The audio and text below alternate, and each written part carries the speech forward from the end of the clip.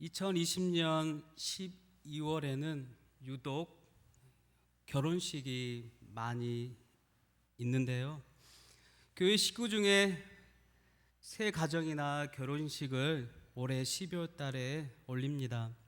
이미 결혼한 집도 있고 아직 두 가정이 결혼을 준비하고 있는데요.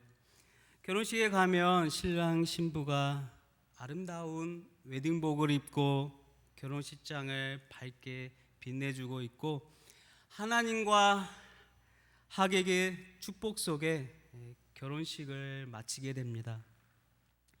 그리고 결혼식을 마치게 되면 이제 함께 했던 부모의 품을 떠나 새로운 보금자리에서 신혼을 꾸리며 살아가게 되는데요.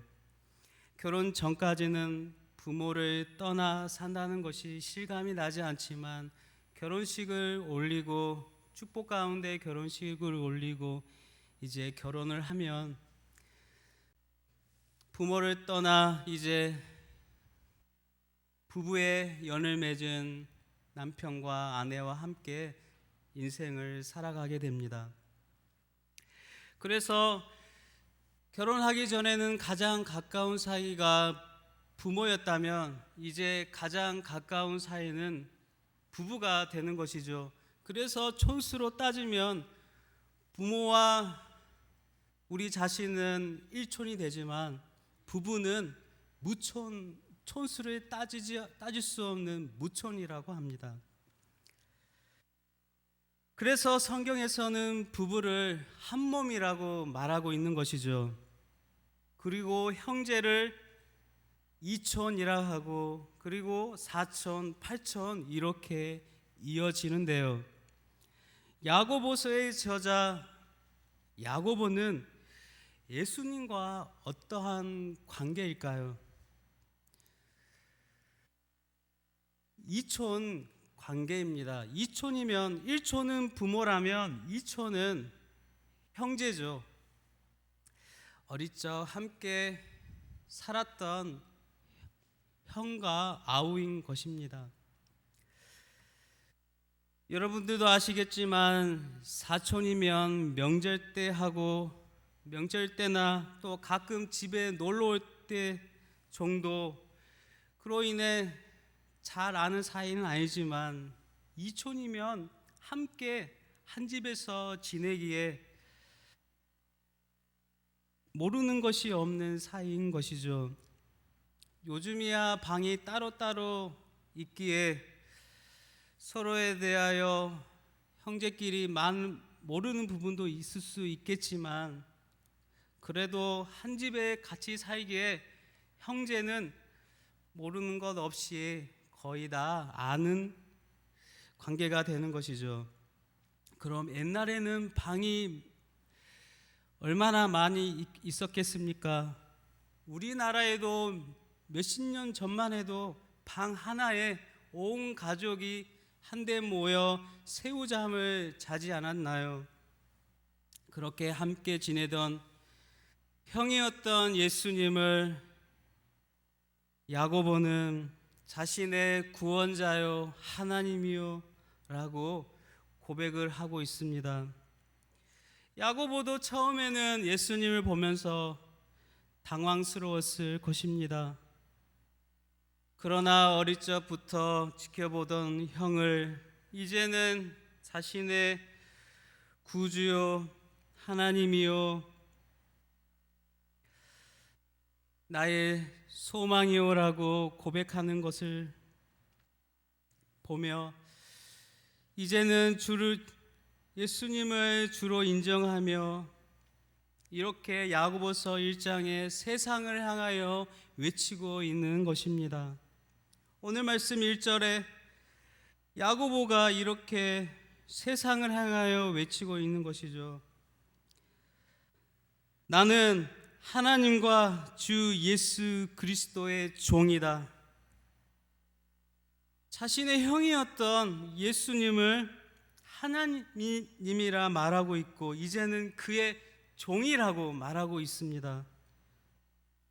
형제의 관계에서 이제 주인과 종의 관계로 바뀐 것이죠. 예수님께서 고향 나사렛 동네로 갔을 때 동네 사람들은 예수님을 자신들의 구원자라고 믿지 않았습니다.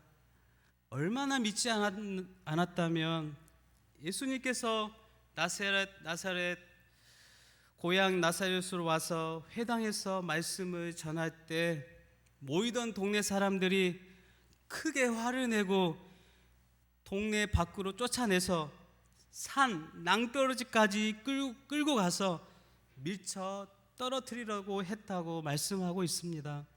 그만큼 믿을 수가 없는 것이었죠. 이해할 수 없었습니다. 당시 예수님의 소문은 온 이스라엘에 퍼졌기 때문에 나사렛 동네 사람들도 이 예수님의 소문을 들었을 것입니다.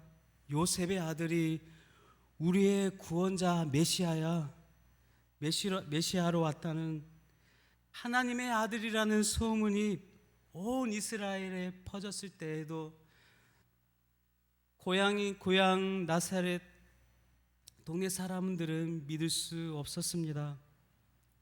다른 모든 이스라엘 동네 사람들이 예수님을 특별한 분으로 인정할 때에도 나사렛 동네 사람들은 믿을 수가 없었던 것이죠. 어렸을 때부터 봐왔던 목수의 아들 예수, 그런 아들을 과연 믿을 수 있을까요? 그런데 오늘 말씀에 동생 야고보가 바로 옆에서 모든 것을 함께 했던 야고보가 이렇게 예수님을 인정한 것입니다. 이분은 하나님이시며 우리의 구원자 메시아라고 그렇게 예수님을 인정한 것입니다. 야고보가 본 예수님은 매우 강렬하였죠. 형이지만 구원자로 인정할 만큼 예수님의 존재는 매우 컸던 것입니다. 그렇게 예수님을 바라보며 인정한 야고보는 세상을 향하여 이렇게 외칠 수밖에 없었던 것입니다. 하나님과 주 예수 그리스도의 종이 되었습니다. 그리고 흩어져 있는 12지파에게 문안하고 있습니다. 편지를 쓰고 있는 것이죠. 편지라는 것은 누가 나에게 보냈는지 확인하지 않은 채 편지를 열어보지 않습니다. 지금도 편지를 쓰기 전에 편지 봉투에 자신의 이름을 밝히는 것처럼 고대 시대의 저자들 또한 편지 맨 처음에 자기의 신분을 밝혔는데요. 그래서 그 편지를 읽는 독자들은 누가 보냈는지 알 수 있었습니다. 하지만 현대 우리들은 성경을 읽는 현대의 우리들은 종종 이 주소 부분을 대충 넘어가곤 하는데요.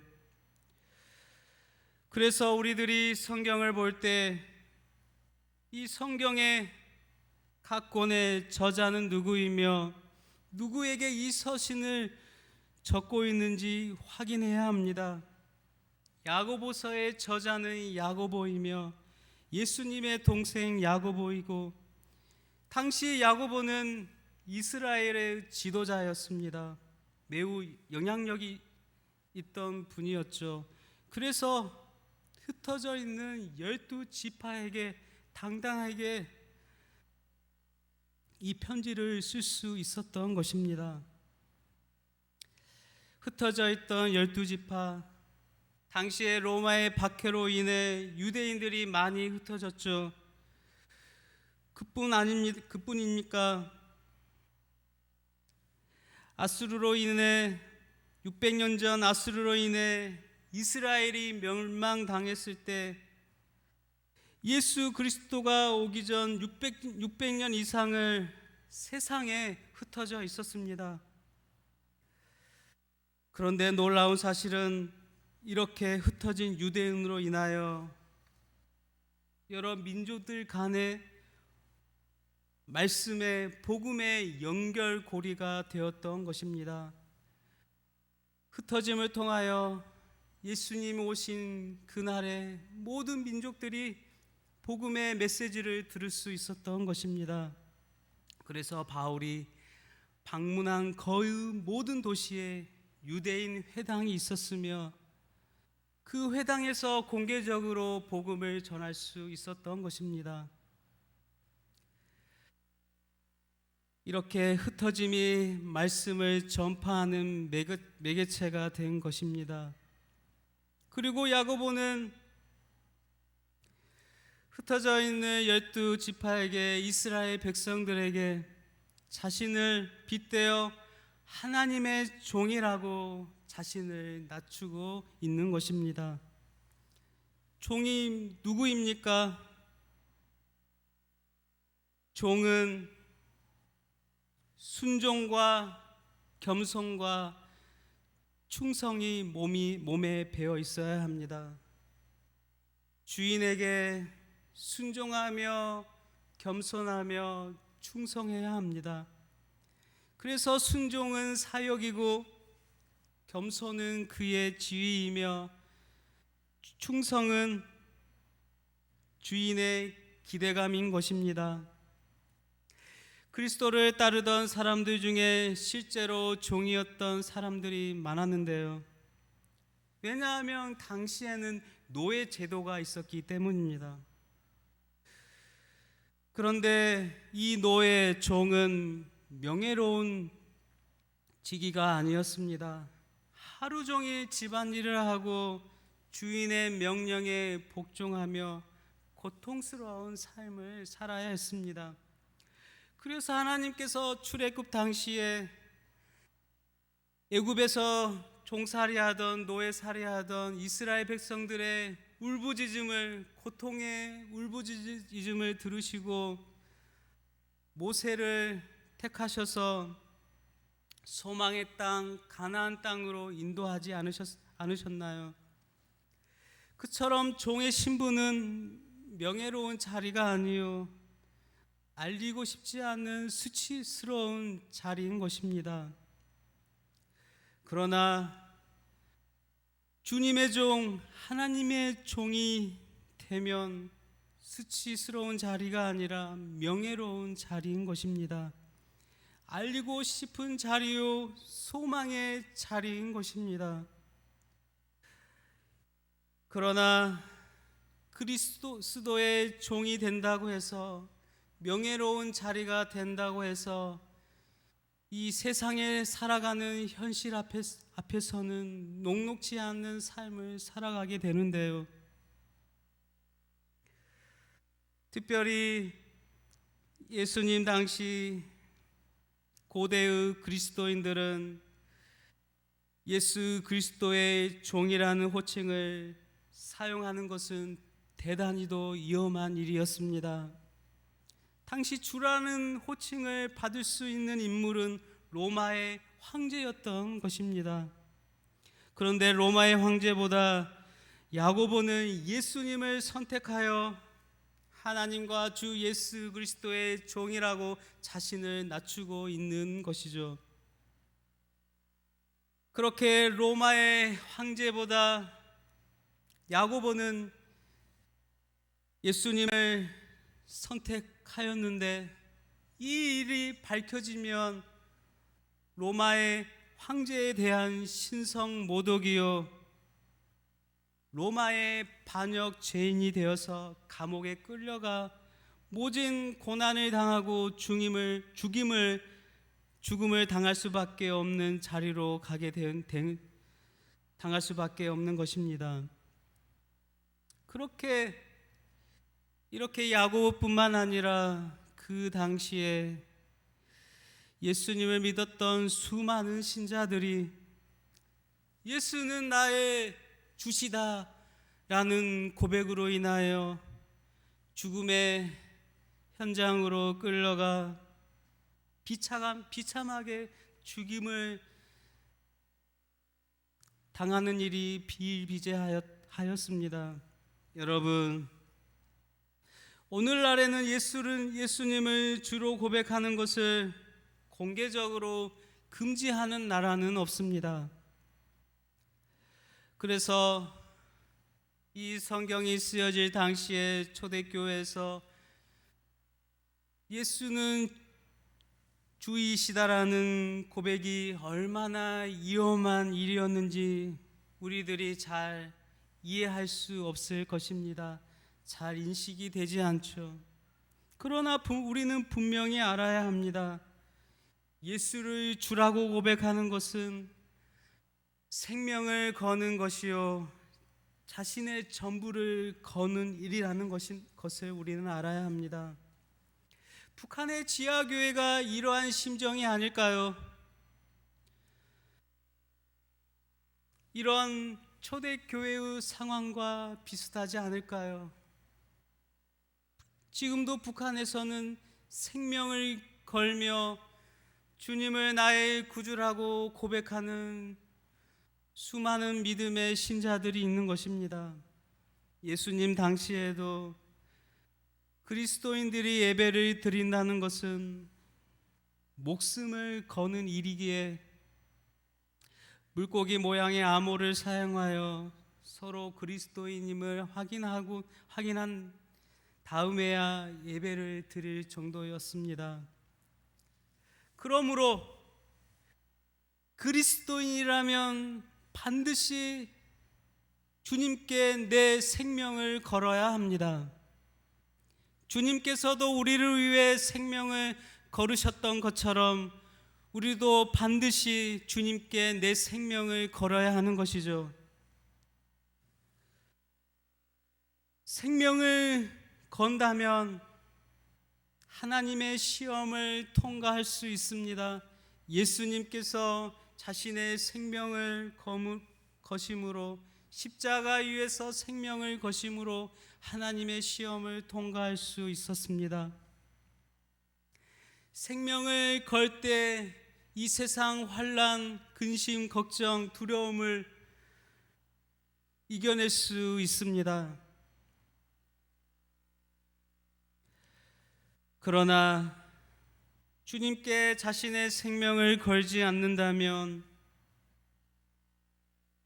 결국 두려움과 걱정 가운데 환난과 핍박이 닥치면 넘어지고 무너져서 세상으로 향하게 될 것입니다.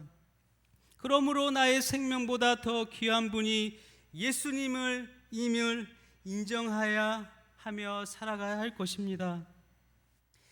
이렇게 어려운 초대교회 시기를 지나가며 주 70년에 예루살렘이 멸망할 때까지 바울의 서신뿐만 아니라 야고보가 보낸 이 서신은 교회와 성도들 간에 정규적으로 소통할 수 있는 통로가 되었고 서로 간의 문안의 고리가 되었습니다.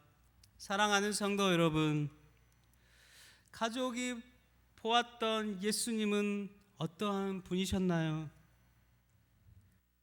생명을 걸 정도로 자신의 전부를 드릴 정도로 영광을 받으실 분이셨습니다.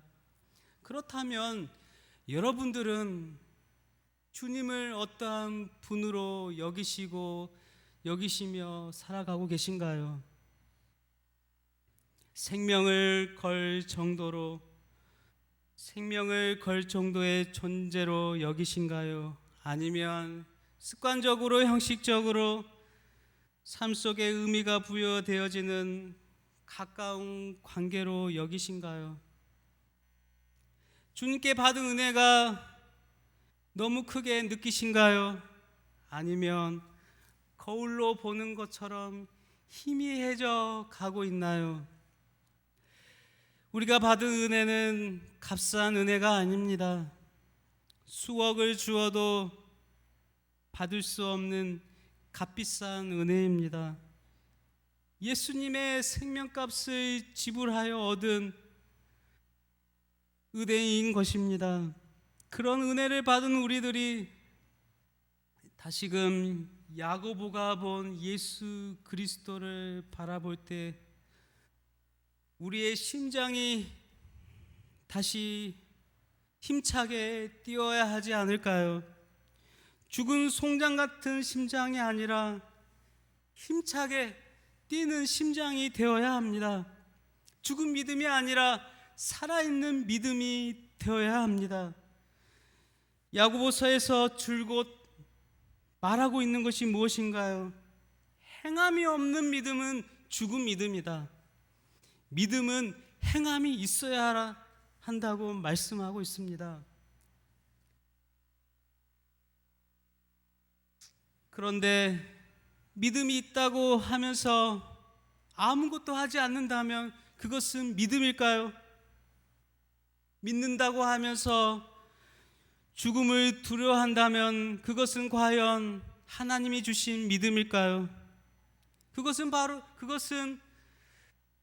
바로 참된 믿음이 될까요? 믿음이 있다면 섬김, 봉사의 모습이 보여야 합니다. 믿음이 있다 하면서도 봉사, 섬김의 모습이 보이지 않는다면 그 믿음은 온전한 믿음이 될 수 없습니다. 그래서 행함이 없는 믿음은 죽은 믿음이라고 말씀하고 있는 것입니다. 믿음이 있다면 행함이 반드시 따라야 합니다. 그래서 행함은 믿음의 성격이죠. 사람이면 누구나 성격이 있는데요, 이 사람이 좋은 사람인지 안 좋은 사람인지 이 성격을 통하여 우리는 판단하는데요, 이 성격을 통하여서 이 사람을 판단할 수 있는 것처럼 행함을 통하여서 이 믿음이 온전한 믿음인지 확인할 수 있는 것입니다. 오늘 우리는 야고보가 본 예수 그리스도에 대하여 살펴보았습니다. 야고보는 예수님의 동생이고 예수님을 가장 잘 아는 가족이었죠.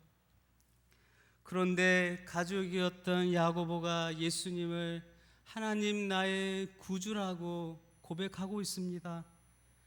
더 나아가 나는 당신의 종이라고 말하고 있습니다. 이 일은 결코 쉬운 일은 아니었을 것입니다. 그러나 예수님을 만난 야고보는 예수님이 나의 구주임을, 하나님임을 인정하지 않을 수 없었을 것입니다. 가족도 인정하고 이스라엘 수많은 사람들이 예수님을 메시아라고 구주라고 인정하였습니다. 그렇다면 여러분들은 이제 이 예수님을 온전하게 인정해야 하지 않을까요? 여러분들은 예수님을 다시 한번 물어보겠습니다. 여러분들은 예수님을 얼마나 인정하고 계신가요? 올 한 해 마지막을 향해 가고 있는 12월 달을 지나면서 우리는 우리 자신들을 다시금 돌아보아야 합니다. 우리는 하나님을 얼마나 인정하며 살아가고 있는지, 말씀에 순종하며 살아가고 있는지, 아니면 내 생각과 내 뜻대로 내 방향대로 살아가고 있는지 내 자신을 점검하며 돌아보아야 할 것입니다. 이제 우리 안에 이러한 고백이 흘러나와야겠죠. 예수님은 나의 구주요 나의 주님이십니다. 나의 삶을 주관하시고 나를 인도하시는 분이십니다. 우리에게 밀려오는 모든 어려움과 힘듦 중에도 인내하며 사랑함으로 변함없는 주님의 사랑 가운데 찬양과 영광을 올려드리는 믿음의 복된 성도님들이 다 되시기를 주님의 이름으로 축복드립니다. 하나님